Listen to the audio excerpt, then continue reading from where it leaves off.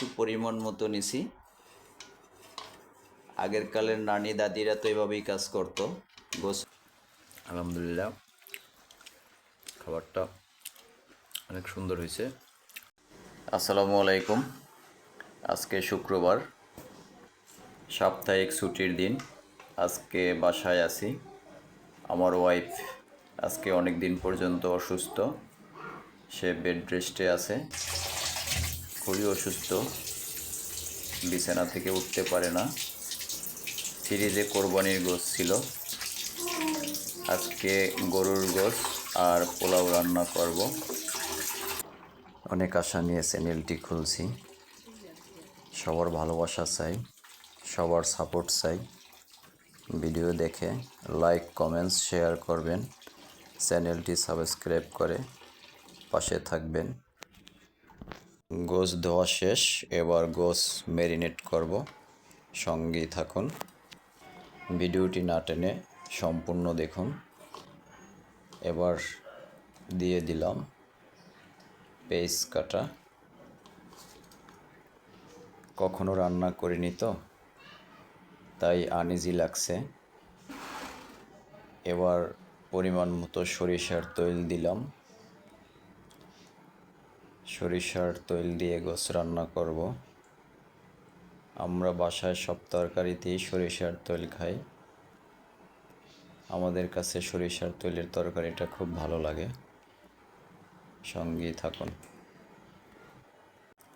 আমি গোশতটা ম্যারিনেট করার জন্য নিলাম কয়েক টুকরা দারচিনি,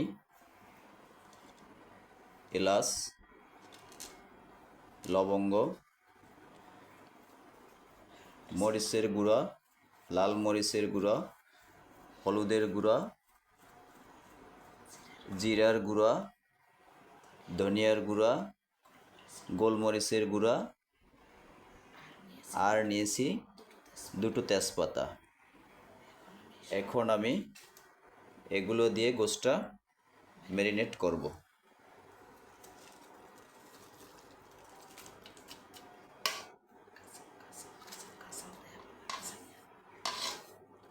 সব কিছু পরিমাণ মতো নিছি।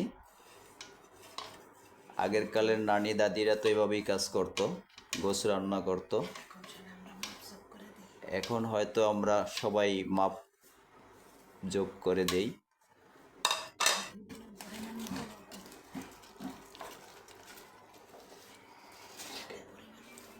সাথে দিচ্ছি পরিমাণ মতো লবণ,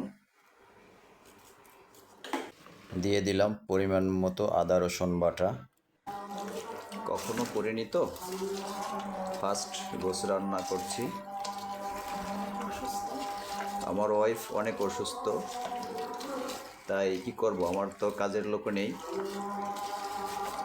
টুকিটাকি সংসারের কাজ যতটুকু সহযোগিতা করা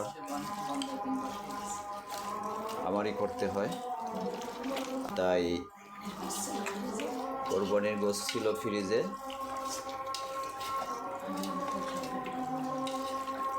চিন্তা করলাম অল্পতে একটা ঝটপট রান্না তৈরি করে ফেলি। এখন এটা আমি রেস্টে রেখে দেব 30 মিনিটের জন্য। সঙ্গেই থাকুন।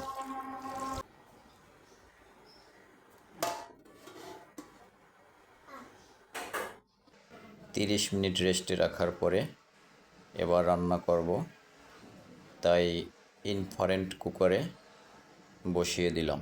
নতুন রাঁধুনি হলে যা হয় দেখেন, একটি প্লেট নামাতে গিয়ে শোকেস থেকে একটি নুডলসের বাটি পরে ভেঙে গেল। যাই হোক, এখন কাচের টুকরাগুলো পরি করে নিলাম। ঘরের পরিবারেরা অনেক কষ্ট করে, তারা সারাদিন, আমরা পুরুষরা তা বুঝি না। গোশতটা নেড়ে নিলাম। এতটুকু কাজ করতে গিয়ে হাঁপিয়ে যাচ্ছি। আলহামদুলিল্লাহ, কোরবানির গোশত, তাই সুন্দর একটা ফ্লেভার আসছে। আল্লাহর রহমতের গোশত, এটা খাওয়ার মজাই আলাদা। এবার ঢেকে দিলাম। এ হলো সিরাত আমার ছোট্ট মামুনি বাবার সাথে সহযোগিতা করছে, ডাইনিং টেবিলটা গোছাইয়া দিচ্ছে। ও আমার একটা শান্ত মেয়ে, বাপ পাগল মাইয়া। এ হচ্ছে আমার কলেজের টুকরা। এবার দেখি আমার গোছের কি অবস্থা। আলহামদুলিল্লাহ, আমার রান্না প্রায় শেষ পর্যায়ে এবং কালারটাও খুব সুন্দর আসছে। আমার গোছ রান্না করা শেষ। এটা পোলাও রান্না করছি, সবাই মিলে খাবো। এখন পাকের ঘরটা গুছিয়ে নিব। রান্না করা শেষ, পাকের ঘরটা গুছিয়ে নিলাম। এখন গোসল করব, গোসল করে মসজিদে যাব, জুমার নামাজ আদায় করব, তারপর এসে খাওয়া দাওয়া করব। সঙ্গেই থাকুন।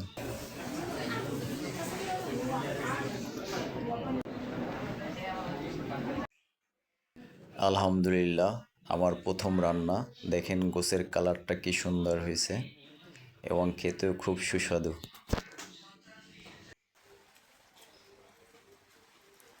বিসমিল্লাহির আলহামদুলিল্লাহ, খাবারটা অনেক সুন্দর হয়েছে। ফার্স্ট রান্না। আমার ওয়াইফ অসুস্থ, তাই নিজেই আজকে গরুর গোশ রান্না করলাম, টেস্ট করলাম। আলহামদুলিল্লাহ, ভালো হয়েছে।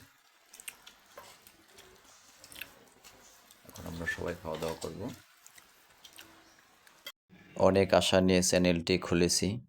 পরবর্তী ভিডিও পাওয়ার জন্য চ্যানেলটি সাবস্ক্রাইব করে পাশে থাকুন। আল্লাহ হাফেজ।